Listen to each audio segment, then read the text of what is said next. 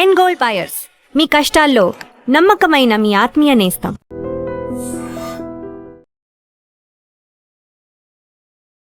Welcome to I dream. నేను ఉదయశ్రీ. విదేశాల్లో చదువుకుంటున్న విద్యార్థులు, ఉద్యోగులపై కొత్త కొత్త ఆంక్షలు తీసుకొస్తోంది ట్రంప్ ప్రభుత్వం. రీసెంట్గా మరో బాంబు పేల్చింది. ఎవరైతే F1 వీసా పైన అక్కడికి వెళ్ళి అక్కడ చదువుకుంటూ ఉన్నారో వాళ్ళు 4 ఇయర్స్లో మస్ట్గా వాళ్ళ కోర్స్ కంప్లీట్ చేయాల్సి ఉంటుంది. ఒకవేళ కోర్స్ కంప్లీట్ చేయకుండా అక్కడే ఉంటే వాళ్ళని ఇల్లీగల్గా అక్కడ ఉన్నట్లుగా పరిగణిస్తారు. సో ఏంటి ఈ రూల్? నిజంగానే ట్రంప్ ప్రభుత్వం అనుకుంటున్నట్లుగా చాలామంది అక్కడ కావాలనే ఉద్దేశపూర్వకంగానే కోర్స్ కంప్లీట్ చేయకుండా ఉంటూ ఉన్నారా? అసలు ఈ వీసాలో వచ్చిన ఆ కొత్త ఆంక్షలు ఏంటి తెలుసుకుందాం.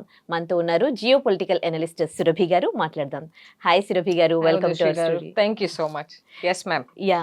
సో ఎప్పటికప్పుడు నిజంగానే ఇన్ని ఆంక్షలు విధించడానికి రీజన్ ఏంటి? ట్రంప్ ప్రభుత్వం అంటే ఒక ఇండియా పైన ఒక కక్షపూరిత చర్యగా అనుకోవచ్చా? ఆయన ఎప్పుడైతే పదవిలోకి వచ్చారో అప్పటి నుంచి కూడా ఈ వీసాలకి సంబంధించి అక్కడ ఉంటున్న ఉద్యోగులకి సంబంధించి కొత్త కొత్త ఆంక్షలు తీసుకొస్తూనే ఉన్నాడు. దీన్ని ఏ విధంగా చూస్తారు మీరు? Trump is from the Republican Party, Udeshri garu. The Republican Party has always stood against migration or people migrating into US కాబట్టి వాళ్ళు ఎప్పటి నుంచో they try to build stricter laws around immigration. But Trump has fully enforced whatever power he has to ensure that there is not a lot of immigration. Students ఈ మధ్య అనట్లేదు కానీ ఒక 10-15 years ముందు తీసుకోండి, Indian students lot of people ఎవరైనా యుఎస్కి ఒకసారి వెళ్ళి తిరిగి వచ్చిన వాళ్ళు లేరు ఇండియాకి. వెరీ ఫ్యూ పీపుల్ కదా. సో వాళ్ళు వెళ్ళే ఉద్దేశమే ఏమని వెళ్తారు, నేను అక్కడ చదువుకుంటా, జాబ్ చేసుకుంటా, అక్కడ H1 తెచ్చుకుంటా, ఇక్కడ పెళ్లి చేసుకొని అమ్మాయిని కూడా తీసుకోబోతా, పిల్లలు పుడితే వాళ్ళు గ్రీన్ కార్డ్ సిటిజన్స్ అయిపోతారు. This is the practice of any student who goes to the US. 80% అలా మంది ఉన్నప్పుడు ఆబ్వియస్లీ వాళ్ళు కూడా వీసాను కొంచెం స్ట్రిక్ట్ చేస్తారు కదా. Although America will not be America without immigrants. America వచ్చేసి ఇమిగ్రెంట్సే కదా. There are very few native Americans. మీకు జర్మనీ నుంచి చూస్తారు, చైనీస్ నుంచి చూస్తారు, Africans, there are lot of people. So America was built on people from other countries. But Mr. Trump sadly is not able to understand the weightage immigrants carry is what I think I would say.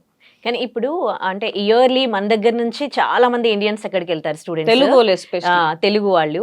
ఈ 23-24లో తీసుకుంటే 3.5 lakhs people, 3,31,000 మంది అక్కడికి వెళ్ళారు. So వాళ్ళపైన ఈ impact ఎట్లా ఉండబోతోంది? యూజువల్గా ఏమవుతుంది అంటే ఉదయశ్రీ గారు, F1 తీసుకుంటారు, F1లో వెళ్తారు కదా ఇక్కడ నుంచి. Let's say they take up engineering course which is 4 years. Masters తీసుకుంటారు కొంతమంది, engineering is 4 years. What do few people do, ఆ క్రెడిట్స్ అనేది మిస్ అవుతుంది. సో 1 year ఎక్స్టెన్షన్స్ పడిద్ది వాళ్ళకి. ఇప్పుడు ఏమంటున్నారు, there might not be an extension, you will have to come finish your course within a stipulated period of 4 years and go back to your countries. అక్కడ ముందు వచ్చేసి 60-day waiting period ఉండేది to apply for your OPT. Now they are reducing it to 30 days, right? So what happens here అంటే the fraud in the system will reduce. Okay, ఇప్పుడు అంత fraud జరుగుతుంది చాలా. అయ్యో, మనం చెప్పుకోకూడదు కానీ బయట we have misuse the system left, right and centre. H1s అయితే చాలా మంది ఇక్కడ నుంచి వెళ్ళేవారు, H1 రాదు. కానీ కన్సల్టెన్సీస్ ఉంటాయి చూసారా, వాళ్ళు ఏం చేస్తారు, H1 ఫేక్ డాక్యుమెంట్ క్రియేట్ చేసి అబ్బాయినో అమ్మాయినో ఉద్యోగానికి పంపిస్తారు. ఇవన్నీ వేలాది మంది చేసిన వల్ల I would think that these kind of laws now exist. Okay, so అంటే ఇప్పుడు ఇవి మళ్ళీ ఈ ఆంక్షలు అమల్లోకి రావాలంటే మళ్ళీ అక్కడ కూడా అదేంది ఒప్పుకోవాలి కదా, కోర్ట్స్ ఒప్పుకోవాలి, ఎవరైనా సెనేటర్ ఓట్స్ వేయాలి. అండ్ అది కోర్టుకు కూడా, కొంతమంది కోర్టులో కూడా పిల్ దాఖలు చేస్తారు. అక్కడ వాళ్ళు ఒప్పుకుంటేనే కదా ఇది. ఇప్పుడు అంటే ఎప్పటి నుంచి అమల్లోకి వస్తుంది అనుకోవచ్చు, అమల్లోకి వచ్చే ఛాన్సెస్ ఉన్నాయా? Trump has another 2 years Udayasri గారు. సో ఆయన ఏదైనా అనుకుంటే ఆ మనిషి మొండోడు కాబట్టి చేస్తాడు. వాట్ మైట్ హ్యాపెన్, ఇప్పుడు government and senate and the house will pass చేస్తారా అని అడిగితే I think it will most likely pass. because it's a Republican controlled Senate kabatti it will most likely pass. But then there are chances that if another term Democrat gets elected, they will come back and rechange these laws. You Okay. understand what I mean? So there is a possibility. ఇప్పుడు Obama health care తీసుకొచ్చారు, Obama when he was the president, but then when Trump came he removed it. So policy changes అనేది మారుతూనే ఉంటది. Okay, నిజంగా అంటే మన Indians especially Telugu వాళ్ళు అక్కడికి వెళ్ళి 4 years టైమ్ ఆఫ్ పీరియడ్లో ఎందుకు కంప్లీట్ చేయట్లేదు అక్కడ కోర్సులు? ఇప్పుడు a lot of students don't go with fully funded bank balance. చాలా మంది ఏం చేస్తారు, ఫస్ట్ 20-30% ఇక్కడ నుంచి అరేంజ్ చేసుకుని అక్కడ వెళ్ళి ఆడ్ జాబ్స్ చేసి ఫీజులు కట్టుకుంటారు. The course itself is tough. ఏ కోర్స్ తీసుకుంటాము, it's a very tough course, competitive course. నువ్వు జాబ్స్ చేస్తూ క్లాస్ అటెండ్ అవ్వకుండా ఎట్లా పాస్ అవుతావు? పాస్ అవ్వకపోతే obviously there is an extension, right? If students pass in the 4 years and they don't get an OPT or a H1, పిల్లలు ఏం చేస్తారంటే ఇంకో డిగ్రీ చేస్తారు. మళ్ళీ that status becomes active and F1 status becomes active. So నాకు తెలిసిన పిల్లలు అయితే 4-5 డిగ్రీలు చేశారు, H1 వచ్చేదాకా డిగ్రీ చేశారు. 4-5 డిగ్రీలు అంటే ఏంది, 12-13 సంవత్సరాలు, 15 సంవత్సరాలు, 15 years of their life they did odd jobs. They had a active student status, F1 visa అని చెప్పేసి, and then they continued. So students don't get to finish this because they do odd jobs కదా. అంటే ఇప్పటికే America వెళ్ళే తెలుగు వాళ్ళు తగ్గిపోయారు, all over Indians కూడా చాలా చాలా తగ్గిపోయారు. సో ఇప్పుడు ఇలాంటి ఆంక్షలు విధిస్తూ ఉంటే ఎవరైతే అక్కడికి వెళ్తూ ఉన్నారో యుఎస్ కాకుండా వేరే అదర్ కంట్రీస్ చూస్ చేసుకుంటున్నారా? అండ్ యుఎస్లో ఉన్న వాళ్ళు ఇప్పుడు ఇలాంటి ఆంక్షలు అమలైనప్పుడు వాళ్ళు కూడా వేరే కంట్రీస్ని చూస్ చేసుకుంటున్నారా? No other country is as immigrant friendly. Udayashri గారు, మీరు యూకేని తీసుకోండి, యూకేలో జాబ్స్ వాళ్ళకే లేవు, right? Take Australia, people they themselves don't have jobs. Canada, they themselves don't have jobs. Where will people migrate? అంటే Germany and Japan, local languages is a must. China, local languages is a must. If you go to Germany, you will have to learn German. Chinese, you go to China, Chinese becomes your must have language. కానీ చాలా మంది Indians కి ఆ opportunities రాకపోవచ్చు. US లో ఉన్నంత opportunities వేరే countries లో కనిపించవు. And the countries are also not that Indian friendly. ఇప్పుడు మీరు యుఎస్ తీసుకున్నారు అనుకోండి, 30-35% of people in Dallas are Indians. You go anywhere, you'll find an Indian, because in the last 30-40 years we have also gone to that country and settled so much kabatti. You won't see that in Germany or UK or China or Japan, right? So that becomes a challenge. And Chinese and Japanese work culture is very difficult, very tough. చాలా అక్కడ ఆ countries ఎందుకు అంత ఎదిగాయి అంటే ప్రజలు అంత support చేశారు. Japan లో అయితే laziness is considered a disease. You understand what I mean? So చాలా సిస్టమాటిక్ గా ఉంటారు ప్రజలు అక్కడ. మనోళ్ళు అక్కడ పోయి అడ్జస్ట్ అవ్వలేరు. బట్ కంపేర్ టు యుఎస్ ఇక్కడ అంటే రేసిజం ఉండదు, security wise, safe wise. Germany, Japan, China అందరూ చూస్తూ ఉన్నారు అని కూడా. జాబ్స్ లేవు దేశ్రీ. There are not many jobs available in Germany. There are. You take automobile, Germany has automobile jobs. ఇప్పుడు అంటే కంట్రీ టు కంట్రీ రెండు కలిసి కూడా కొన్ని ప్రాజెక్ట్స్ స్టార్ట్ చేస్తున్నాయని విన్నాము with Germany and Japan. So you think our students might be a fit there? I'll tell you something. When companies come up, our strength is IT. Okay? IT hub ekkada, it is India or the US. You won't see IT hubs anywhere else. Stockholm, yes, maybe. But then apart from that, where do you see an IT hub? Our strength is IT kabatti. Germany will probably require automobile engineers. How many students you see here taking automobile engineering? తీసుకున్నా కానీ jobs రావు. ఎందుకు? జర్మనీలో ఒక automobile ఇంజనీర్కి ఆ university ఏం నేర్పించిద్దో మన వాళ్ళు అది నేర్పించరు. ప్రాక్టికల్ ఎక్స్పీరియన్స్ అనేది ఉండదు. అక్కడ ఉన్న స్టూడెంట్స్ కి ప్రాక్టికల్ ఎక్స్పీరియన్స్ ఎక్కువ ఉంటది. సో ఇంటర్వ్యూ ఎవరు క్రాక్ చేస్తారు? At the end of the day standards are high. For any other jobs apart from IT, standards are very high and we as an education system are not prepared to serve that standard yet. Okay. ఇప్పుడు ఏదైతే ఈ కొత్త నిబంధన వచ్చిందో F1 లో ఈ course అనేది 4 years లో కంప్లీట్ చేయాలని, ఇప్పుడు నెక్స్ట్ వెళ్ళి స్టూడెంట్స్ ఉంటుందా, లేకపోతే ఆల్రెడీ అక్కడ ఈ ఇయర్ వెళ్ళిన వాళ్ళు, బిఫోర్ ఇయర్ వెళ్ళిన వాళ్ళకి కూడా ఇది వర్తిస్తుందా? లేదు, anything is new applications. Current ఉన్న వాళ్ళకైతే it will not affect them. It will only affect the students who are going to go from now. There is also a petition in that bill that says there will be 100,000 fee for any green card citizens, which is refundable at the end of the day. It is not passed yet, but that thing is surely mentioned. So what are they trying to do? First H1 ni they scrutinize the whole process. Mundu vachedi etlo nindi lottery process undedi. Right now they hand pick. Even if it is a lottery process, they hand pick and then they stringently verify all the documents. Mundunnattu gaadu ippudu H1 atla strict చేశారు. H1 లోనే ఏమన్నారు? H1 employees are not eligible for green card. వచ్చే H1s are not eligible for green card అన్నారు. So H1 ని అట్లా scrutinise చేశారు. ఇప్పుడు green card ని కూడా you are not allowed for citizenship అని గ్రీన్ కార్డ్ ని స్క్రూటనైజ్ చేశారు. ఇప్పుడు F1s మీద పడ్డారు. అదే కాదు, ఇప్పుడైతే ఈ 1 lakh రీఫండబుల్ బాండ్ తీసుకొచ్చారు, 100,000. ఇది నిజంగా దాని కింద ఎవరైనా గ్రీన్ కార్డ్ అప్లై చేసుకునే వాళ్ళు ఉన్నారా? అంత అమౌంట్ పెట్టి చాలా మంది ఉంటారు, లైన్ లో కడతారు. ఇప్పుడు current green card waiting period is 17 years అనుకుంటా. అంటే నాకు తెలిసిన వాళ్ళు అయితే people who applied for their GCs in 2007 or 8 receive their green card now. 12, 15, 20 వాళ్ళకి అతాపతా లేదు.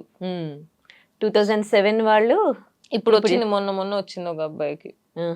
12, 15, 20 అయితే it's there for another 10-15 years.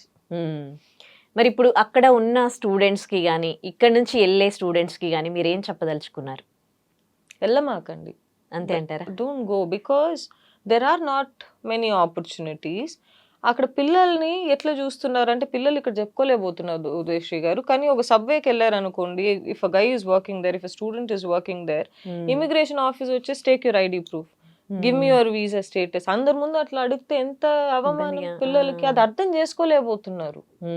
ఇప్పుడు సొసైటీ ఎట్లా మారిపోయిందంటే, అబ్బాయి యుఎస్కి వెళ్తేనే ఒక ఇది ఉంది, పేరుంది, అబ్బాయి బయట దేశానికి వెళ్తేనే పేరుంది అంటారే గాని, అబ్బాయి బయట దేశానికి పోయి ఎన్ని కష్టాలు పడుతుండో ఇక్కడ అర్థం కావట్లేదు కదా తల్లిదండ్రులకి. ఈ మోసు తీరట్లేదు, అమెరికా మోసు తీరట్లేదు ఎవరికి, ఇంకా ఎన్నేళ్ళు అని చెప్పేసి. అలా అని చెప్పి ఉదయశ్రీ గారు, is our government supporting the students enough? No. ఎందుకు వెళ్తారు పిల్లలు కూడా? జాబ్స్ కోసం వెళ్తారు. ఇక్కడ స్టార్టింగ్ శాలరీ నువ్వు ఒక కంప్యూటర్ సైన్స్ ఇంజనీర్ అయితే 30,000, 25,000 ఏం వస్తుంది 25-30,000 లో? ఏం రాదు కదా. సో ఆబ్వియస్లీ పీపుల్ విల్, ఇది ఎట్టా అంటే మనము మారాలి ప్రజలుగా, government also has to support. ఎందుకంటే ఇక్కడ మనకి 25 ఉన్నా కానీ మన లివింగ్ లైఫ్ స్టైల్ ఎంత ఉంటుందంటే, మన కాస్ట్ ఆఫ్ లివింగ్ చాలా తక్కువ ఉంటుంది.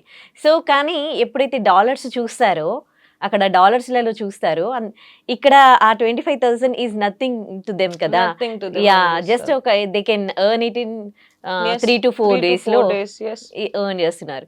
సో ఇక్కడ ఉండి ఇక్కడే జాబ్ స్టార్ట్ చేస్తే that is huge amount for them, of course, if they don't compare with the US dollars. I disagree Udayasri గారు. ఎందుకని చెప్తాను, ఇప్పుడు మా ఎంప్లాయీస్ ఉన్నారు అనుకోండి, ఉన్నారు చాలా మంది ఉన్నారు 25,000 లో పని చేసేవాళ్ళు. వాళ్ళ పీజీ ఫీజే 15,000 మాదాపూర్లో. You understand what I mean? ఆటోకి పోని రానికి వాళ్ళు కూర్చొని చెప్తారు నాకు లెక్కలు, మేడం నాకు జీతం పెంచండి. ఎందుకు పెంచాలంటే ఇదిగో లెక్కలు చెప్తారు.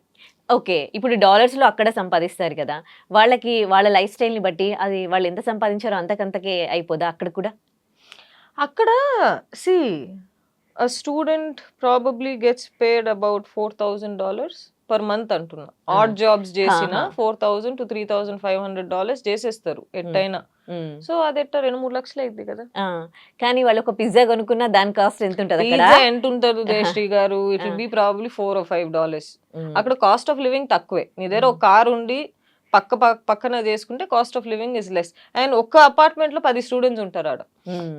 ఇక రెంట్ ఇస్ $250, $150 ఉన్న వాళ్ళు కూడా ఉన్నారు.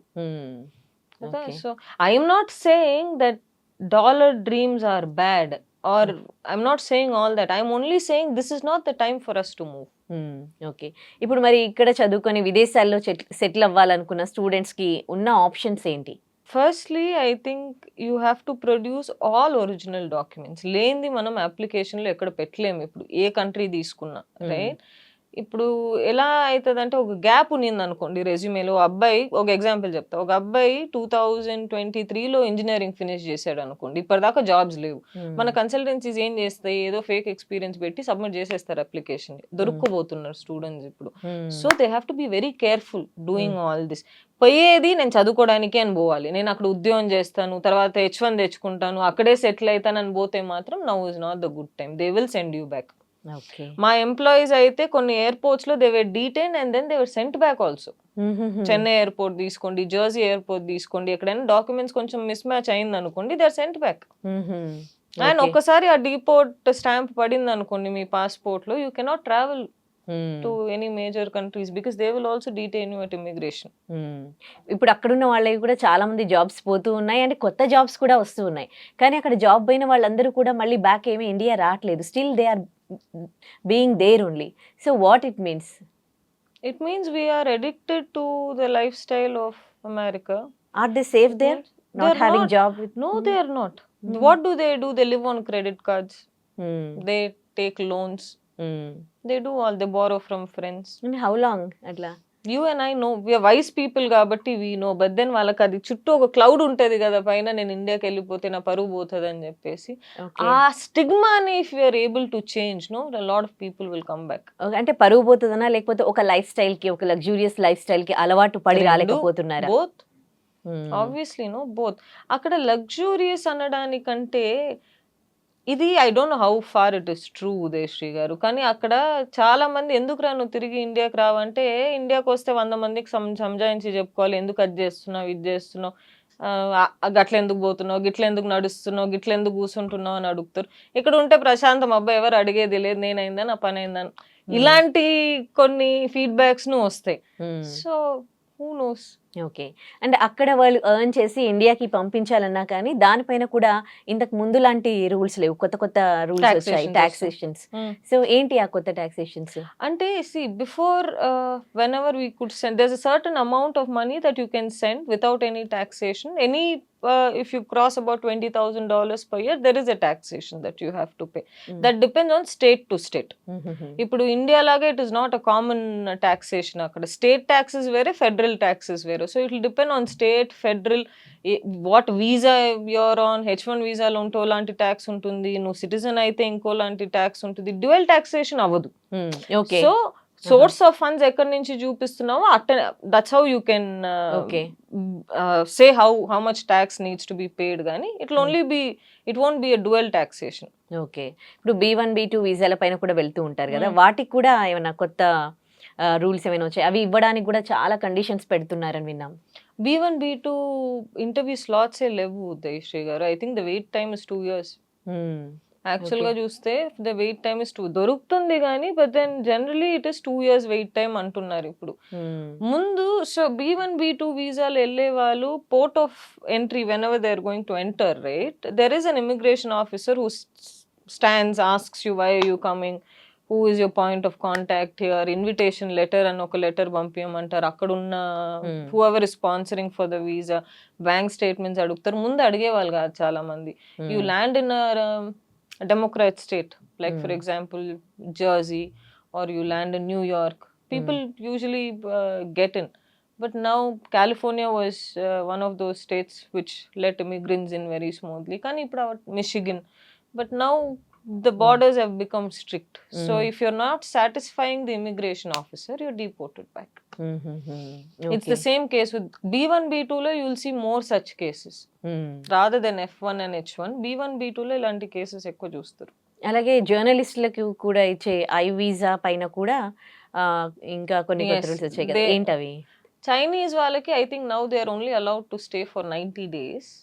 And other countries, I think they're allowed up to Two- 250 days, if 250 I'm days, not wrong. Yes. Mhm.